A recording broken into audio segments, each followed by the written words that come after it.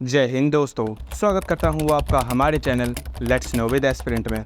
तो दोस्तों, रिसेंटली आपने कई जगह न्यूज़ आर्टिकल्स, अपडेट्स या फिर कई सारे यूट्यूबर्स की वीडियोस में देखा होगा कि INS अरिघाट जो एक nuclear powered ballistic missile submarine है, जो भारत की second nuclear powered ballistic missile submarine है, जो कि एक अरिहंत क्लास की सबमरीन है, 29 अगस्त को उसे नेवी में कमीशन किया गया।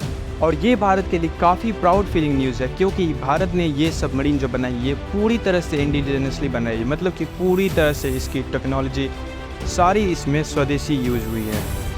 और जैसा कि मैंने आपको पहले बताया कि ये अरिहंत क्लास की दूसरी सबमरीन है, और टोटली जितना भी देखा जाए तो न्यूक्लियर पावर्ड बैलिस्टिक मिसाइल के फ्लीट में, भारत की फ्लीट में ये second nuclear powered ballistic missile submarine है।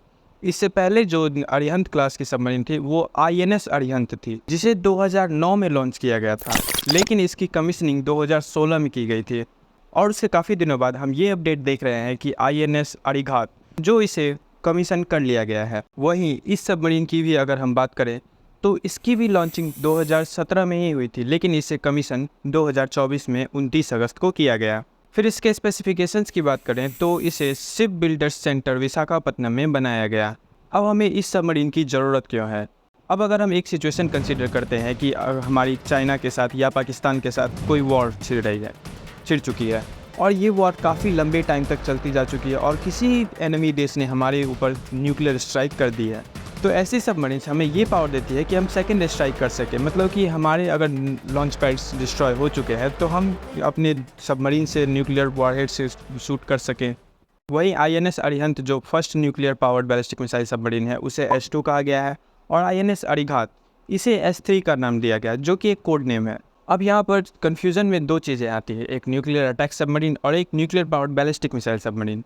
तो न्यूक्लियर अटैक सबमरीन जो होती है वो पानी के अंदर डिटेक्ट नहीं होने वाली, मतलब आप ऐसे समझिए कि ये एक फाइटर जेट की तरह रिएक्ट करते हैं, एक फाइटर जेट की तरह रोल प्ले करती है, जिसमें कई सारे टॉर्पीडोज और वॉरहेड्स होते हैं जो कि किसी एनिमी के सबमरीन्स या फिर उनके नेवल फ्लीट पर हमला करने के लिए यूज़ किए जाते हैं।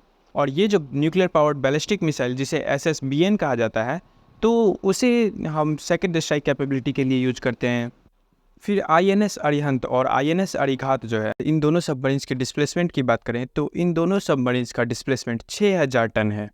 और इन दोनों के वेपन आर्मामेंट के बारे में बात करें तो इनमें 12 K-15 Sagarika missiles SLBM submarine launched ballistic missile या 4 K-4 SLBM submarine launched ballistic missile submarines इनमें फिट की जा सकती हैं। और इसके बाद जो दो सबमरीन्स S4 क्लास की होंगी, जिसमें एक सबमरीन का S4 नाम दिया गया है और दूसरी सबमरीन S4 स्टार नाम दिया गया है, तो ये दोनों सबमरीन 7000 टन डिस्प्लेसमेंट वाली होंगी। और अभी रुकिएगा, अगर आपने वीडियो को अभी स्किप कर दिया तो फिर आप एक बहुत अच्छी अपडेट मिस कर देंगे। और वो अपडेट ये है कि और इसके बाद जो S4 क्लास की सबमरीन जो बनाई जा रही हैं तो उसकी एक रिसेंट न्यूज़ ये आई है कि 6 महीने के अंदर उसे भी नेवी में कमीशन कर लिया जाएगा। सोचिए, Bharat nuclear powered ballistic missile submarine बनाने में कितनी रफ्तार पकड़ रहा है। अभी हमने एक सबमरीन को कमीशन किया है, लेकिन अब उसके बाद हम ये कह रहे हैं कि 6 महीने में अलग दूसरी सबमरीन को हम कमीशन कर लेंगे। और S4 स्टार सबमरीन जो है, तो इसके बारे में उतनी अपडेट तो नहीं है, लेकिन इसके बाद जो 13,500 टन वाली जो डिस्प्लेसमेंट वाली जो सबमरीन है, तो उसके बारे में ये कहा जा रहा है कि 50% कंस्ट्रक्शन इसका हो चुका है। तो हो सकता है आने वाले 8-10 साल के टाइम में हमें ऐसी सबमरीन कंडक्ट होती हुई या फिर कमीशन होती हुई दिखें।